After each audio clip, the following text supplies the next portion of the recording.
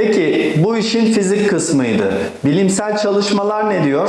Çalışmalardan bir tanesinde burun cerrahi sonrası horlama skorlarında iyileşme sağlanmaktadır denmiş. Diğer bir çalışmada izole burun cerrahisi hafif horlamada faydalıdır denmiş.